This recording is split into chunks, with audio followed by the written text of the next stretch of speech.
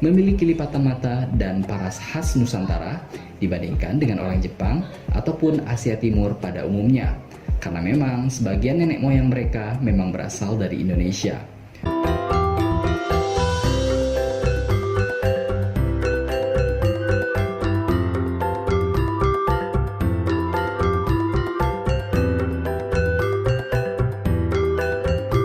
Assalamualaikum semuanya, selamat kembali ke channel ini. Kepada kalian semua yang sentiasa bantu, support, dukung juga channel ini, jutaan terima kasih ucapkan. Okay, kepada yang baru pula jangan lupa bantu dengan tekan butang subscribe, dan subscribe itu gratis aja geng.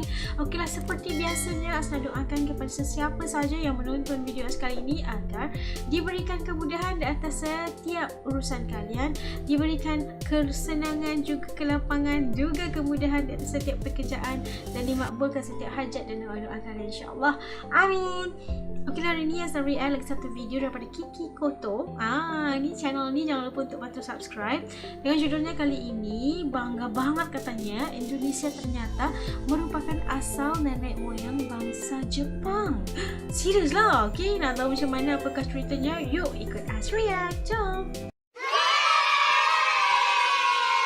Okey, sudah siap semuanya? Yuk kita mula. Bismillah. Indonesia merupakan nenek moyangnya orang Jepang. Serius lah. Barangkali teman-teman di sini sudah tidak asing lagi jika mendengar nama negara Jepang. Negara paling maju di benua Asia ini dan merupakan negara terkaya ketiga di dunia saat ini. Saya yakin hampir sebagian barang-barang yang teman-teman gunakan sekarang adalah produk dari negara Sakura tersebut. Sebut saja mobil, motor, kulkas, AC, TV, komputer, mie ramen, chicken katsu, beef teriyaki, sushi, sashimi, coklat, dan masih banyak lagi. Tokoh-tokoh legendaris yang ada di benak teman-teman pun saya juga sepertinya bisa nebak sebagiannya berasal dari Jepang. Ada Doraemon, Nobita, Shizuka, Giant, Suneo, Ninja Hattori, Kapten Tsubasa, Detektif Conan, Naruto, mungkin juga Shinchan, dan masih banyak lagi. Kita sudah sangat familiar dengan berbagai hasil karya orang Jepang tersebut. Namun pernahkah teman-teman berpikir bahwa jika orang Jepang memiliki nenek moyang dari Indonesia? Menurut jurnal Science Advances yang diterbitkan pada tahun 2021, terdapat dua ras yang menjadi nenek moyang orang Jepang yang paling awal, yakni orang Jomon dan orang Yayoi. Orang Jomon muncul sejak 15.000 tahun yang lalu dan memiliki ciri khas budaya berburu dan pengumpul, serta dianggap sebagai ras paling tua yang mendiami kepulauan Jepang. Sedangkan orang Yayoi muncul sejak tahun 900 sebelum Masehi, yang memiliki ciri khas menetap dan memahami budaya pertanian padi basah. Secara fisik, kedua ras ini pun memiliki cukup banyak perbedaan yang langsung dapat dikenali secara kasat mata. Pada tahun 1988, di Urawa, prefektur Saitama, Jepang, telah ditemukan tengkorak manusia purba Jepang yang berusia 5.900 tahun, yang di Jepang dikenal sebagai Urawa Ichigo, atau artinya Urawa nomor 1. Secara anatomi wajah, antropologis Jepang memperkirakan bahwa tengkorak ini memiliki wajah khas orang Jomon, yang merupakan ras manusia yang lebih awal datang ke Jepang sebelum Jepang dibanjiri oleh orang Yayoi yang datang dari arah daratan Asia Timur.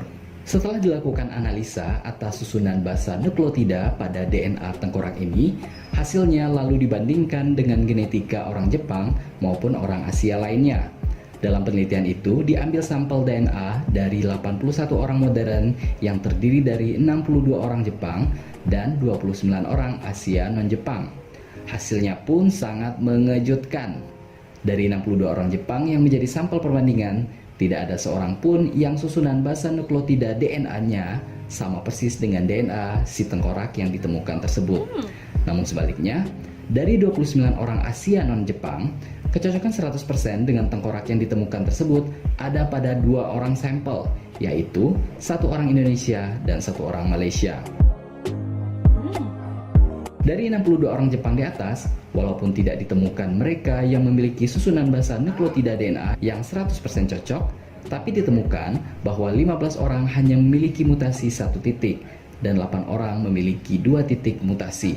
Bahkan, baru-baru ini antropolog bernama Baba Hisao telah menyatakan bahwa tengkorak Minatogawa Man yang telah ditemukan memiliki kemiripan paling tinggi dengan tengkorak yang ditemukan di daerah Wajak, Jawa Tengah. Ini juga bisa menjadi jawaban atas pertanyaan sebagian orang mengapa kadang ada saja orang Jepang yang memiliki wajah sangat mirip dengan orang Indonesia yang bercirikan mata bulat agak besar, memiliki lipatan mata dan paras khas Nusantara dibandingkan dengan orang Jepang ataupun Asia Timur pada umumnya, karena memang sebagian nenek moyang mereka memang berasal dari Indonesia.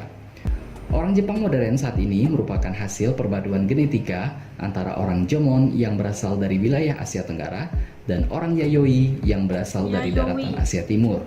Bagi yang memiliki genetika Jomon lebih dominan, maka wajahnya cenderung bernuansa Jomon. Sementara bagi yang memiliki genetika Yayoi lebih dominan, maka memiliki wajah yang lebih oriental khas Asia Timur. Sebagai ilustrasi, kita bisa gunakan wajah Ratu Himiko yang sangat melegenda. Himiko sendiri adalah seorang ratu dari Kekaisaran Yamatai, kerajaan Jepang purba yang banyak diceritakan dalam laporan-laporan Tiongkok di abad-abad pertama.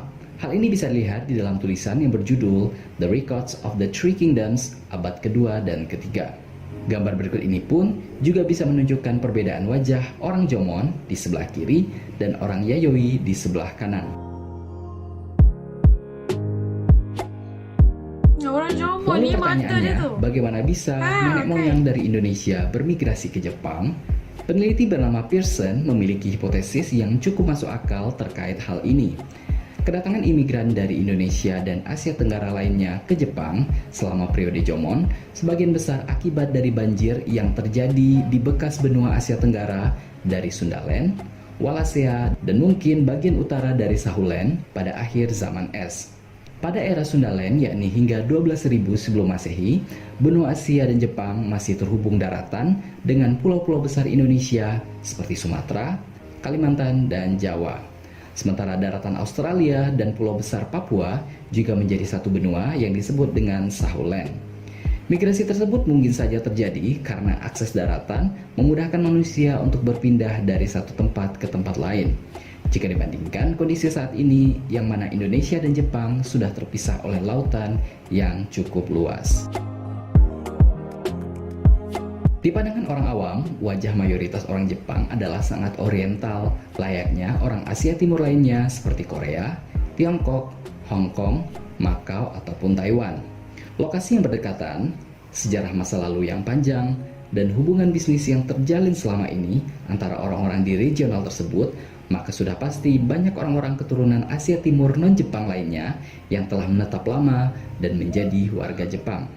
Lalu, mungkin ada yang bertanya-tanya, bagaimana membedakan mana orang Jepang asli dan mana orang Asia Timur lain ketika mereka sudah menggunakan bahasa Jepang yang sama-sama fasihnya. Berikut ini adalah pengalaman teman saya yang kebetulan memiliki suami orang Jepang dan dia bekerja sebagai perawat di salah satu rumah sakit ternama di Jepang.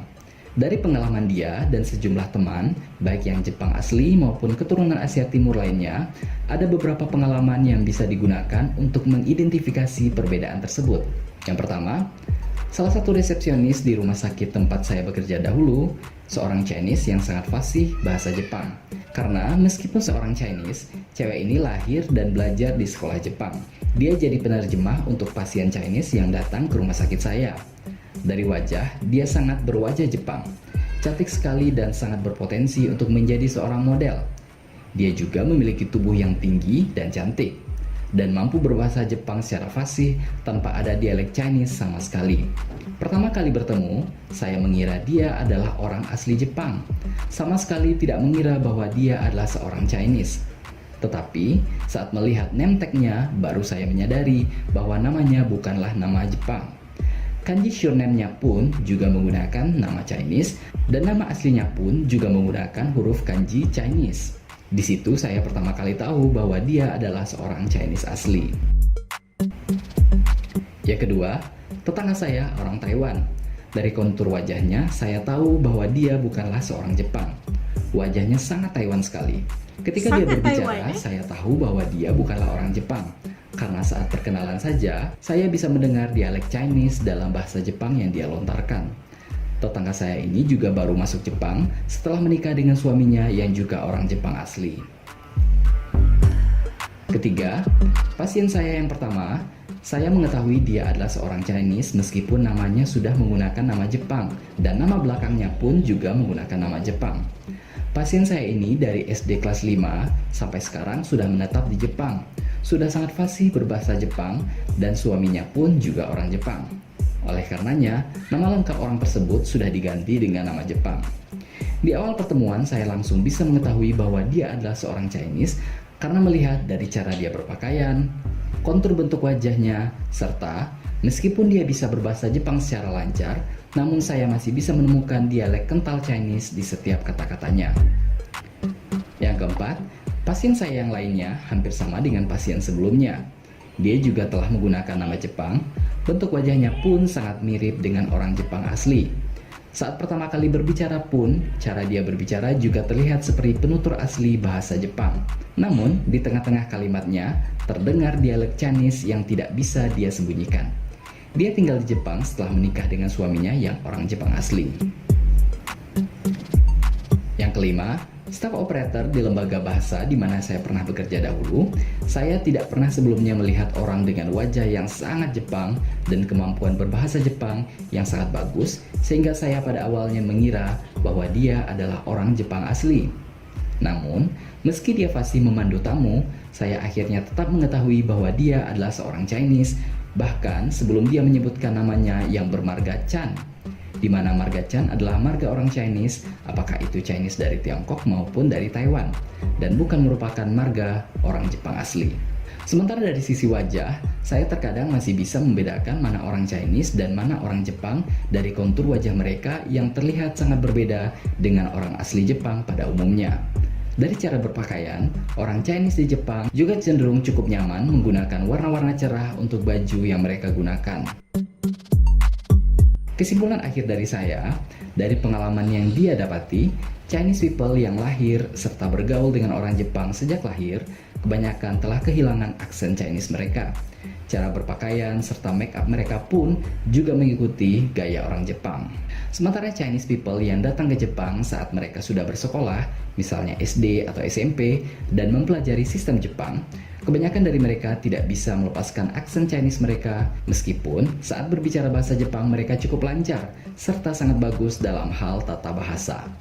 Selain itu, biasanya orang Chinese yang saya temui ada yang masih menggunakan cara berpakaian ala Chinese yang tidak ragu memadukan warna kuat dalam pakaian mereka.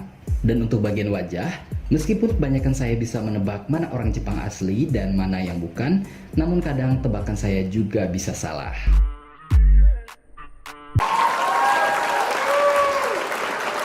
Tadi dapat saksikan ternyata katanya nenek moyang bangsa Jepun ni berasal daripada Indonesia. Itu adalah antara yang kita dengar tadi, kita saksikan ada beberapa kajian yang telah dibuat, dan kita kadang-kadang kita perasan features ataupun keadaan rupa bentuk orang Jepun ni terbahagi kepada dua. Tadi dia katakan Jomon dan apa tadi satu lagi tu kan, dan yang kelihatan agak eksotik tu adalah mungkin campuran daripada Asia lah, maksudnya daripada belah-belah Nusantara gitu kan, daripada Indonesia katanya yang ada berketurunan Jawa, dan itu lebih untuk dalam pandangan Aisyah itu lebih cantik lah, cantik dan eksotik, nampak unik kan. Jomon kata apa dengan Yayoi tadi tu kan, Yayoi tu lebih kepada matanya sepet kan, tak ada kelopak matanya itu tak ada garis mata dan sebagainya, itu agak berbeza sikit lah. Itu mungkin agaknya yang cuba dibahaskan oleh Kiki Kyoto ni adalah bagaimana orang Cina nak membezakan pula Jepun, Cina dan Taiwan pula kan. Sebab mereka tu lebih kurang sama je muka dia, tapi walaupun dia Chinese ataupun dia Taiwanese ke macam mana, dia ada walaupun mereka dah lama atau dilahirkan dalam dekat Jepun pun masih ada lagi ciri-ciri China dan juga Taiwan tu boleh dilihat walaupun mereka dah duduk dekat Jepun ataupun lahir dekat Jepun sekalipun. Itulah antara yang dapat tadi, dan As bangga sebenarnya bila mengatakan bahawa ada campuran daripada DNA dibuat daripada DNA tengkorak yang dijumpa tu, daripada orang Jepun buat DNA tu, orang kata apa, daripada berapa peratus orang Jepun tak ada satu pun match, tapi bila dekat dengan orang satu Indonesia satu Malaysia tu ada yang match, dan akhirnya disuai padan dengan tengkorak yang jumpa juga di Jawa. Luar biasa sekali Indonesia ni, sampai semua tapak kan, negara Nusantara lah kata orang, dan harus berbangga, dan bagaimana sebenarnya sejarah peradaban dunia ni telah menyebabkan disebabkan sejarah peradaban yang berlaku di masa lampau yang menyebabkan kita tersebar ke seluruh dunia. Luar biasa sekali.